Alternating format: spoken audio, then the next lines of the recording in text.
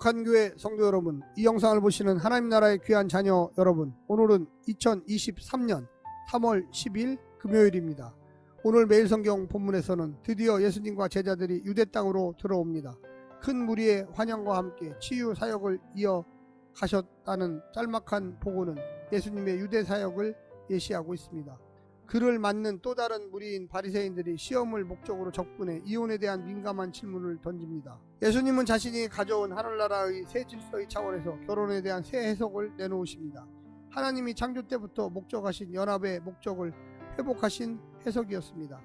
오늘 본문을 나누어 보겠습니다. 마태복음 19장 1절부터 2절, 갈릴리에서 유대 지경으로 3절부터 12절, 바리새인들과의 이혼 논쟁, 바리새인들의 이혼 관련 질문, 예수님의 구약 인용과 첫 번째 응답, 두 번째 질문, 예수님의 두 번째 응답, 제자들의 질문과 예수님의 응답. 오늘 본문 마태복음 19장 1절부터 12절까지의 말씀을 듣고 다시 보겠습니다.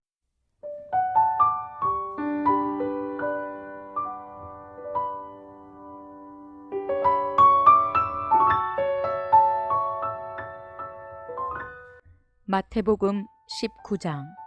예수께서 이 말씀을 마치시고 갈릴리를 떠나 요단강 건너 유대 지경에 이르시니 큰 무리가 따르거늘 예수께서 거기서 그들의 병을 고치시더라. 바리새인들이 예수께 나와 그를 시험하여 이르되 사람이 어떤 이유가 있으면 그 아내를 버리는 것이 옳으니이까.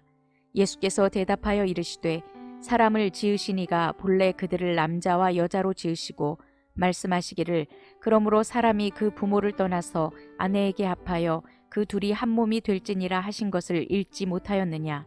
그런즉 이제 둘이 아니요 한 몸이니 그러므로 하나님이 짝지어 주신 것을 사람이 나누지 못할지니라 하시니 여짜오되 그러면 어찌하여 모세는 이혼 증서를 주어서 버리라 명하였나이까. 예수께서 이르시되 모세가 너희 마음의 완악함 때문에 아내 버림을 허락하였거니와 본래는 그렇지 아니하니라. 내가 너희에게 말하노니 누구든지 음행한 이유 외에 아내를 버리고 다른 데 장가드는 자는 간음함이니라. 제자들이 이르되 만일 사람이 아내에게 이같이 할진대 장가들지 않는 것이 좋겠나이다. 예수께서 이르시되 사람마다 이 말을 받지 못하고 오직 타고난 자라야 할지니라. 어머니의 태고부터 된 고자도 있고 사람이 만든 고자도 있고 천국을 위하여 스스로 된 고자도 있도다. 이 말을 받을 만한 자는 받을지어다.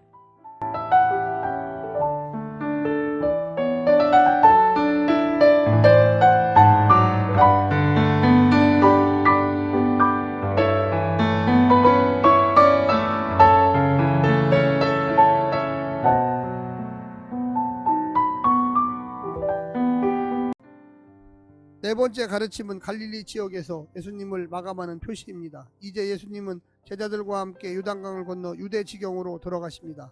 19장부터 20장은 예루살렘으로 향하는 여정에서 발생한 사건들을 다루고 있습니다.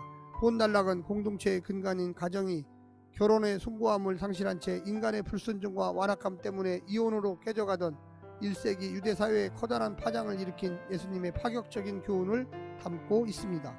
오늘 본문을 세 부분으로 나누어 자세히 설명드리겠습니다. 첫 번째, 작은 자인 아내를 버려서는 안 된다. 바리새인들이 이혼 문제로 예수님을 시험합니다. 이유가 있으면 아내를 버려도 좋은지를 묻고 있습니다. 어떻게 대답하든 예수님의 명성에 흠집이 날 수 있는 교묘한 질문입니다. 예수님은 위기를 모면할 대답을 찾은 것이 아니라 성경의 본래 뜻을 해석해 주십니다. 창세기 말씀대로 이혼은 절대 불가합니다. 하나님이 하나 되게 하신 것을 사람이 나눌 수 없습니다. 지키라고 한 것을 더 잘 지킬 생각을 해야지 어겨도 되는 상황을 만들려고 하는 것은 그 의도 자체가 악합니다. 예외는 예외일 뿐입니다. 천국 백성은 더 하나 됨을 추구할 수 있는 길을 고민하는 사람이지 헤어질 결심을 하는 사람이 아니기 때문입니다. 두 번째는 완악함과 음행이 예외를 만든다. 바리새인들은 모세가 이혼 증서를 주어서 아내를 버리라고 한 구절을 들이대며 이의를 제기합니다. 하지만 그건 남편이 아내를 함부로 버릴 수 있게 한 계명이 아니라 그 반대라는 것입니다. 너희 마음의 완악함, 대부분 남자들이 완악함에서 여자를 보호하기 위한 최소한의 안전장치가 이혼입니다. 여자가 먼저 이혼하자고 요구할 권리가 있기는 한 겁니까? 아내가 음행한 경우가 아니면 남자가 여자에게 이혼을 요구할 수 없다고 하십니다. 바리새인들처럼 자신을 돌아보지 않는 자에게 말씀은 자기 정당화의 방편일 뿐입니다. 말씀 자체가 우리를 변화시키지 않습니다. 말씀에 다가가는 태도에 따라 그 결과도 정해져 있습니다. 세 번째는 천국을 위하여 스스로 된 고자도 있다. 작은 자를 실족하게 하여 천국에 못 들어가고 심판을 받는 것보다 차라리 장애를 가지고 천국에 들어가는 것이 더 낫다고 하셨던 것처럼 결혼해서 작은 자인 아내를 버려 천국에 못 들어가는 죄를 범한 사람보다 결혼하지 않고 혼자 사는 사람이 낫다고 이야기하십니다. 물론 누구든 그렇게 살아야 한다는 뜻은 아닙니다. 날 때부터 고자로 태어나거나 천국을 위하여 스스로 독신을 선택한 자들만 결혼하지 않고 혼자 살 수 있습니다. 결혼을 통한 천국 백성의 삶이 있고 독신을 통해 천국 백성의 삶을 사는 길도 있습니다. 결혼보다 더 중요한 것은 천국 백성으로 사는 것이라는 뜻입니다.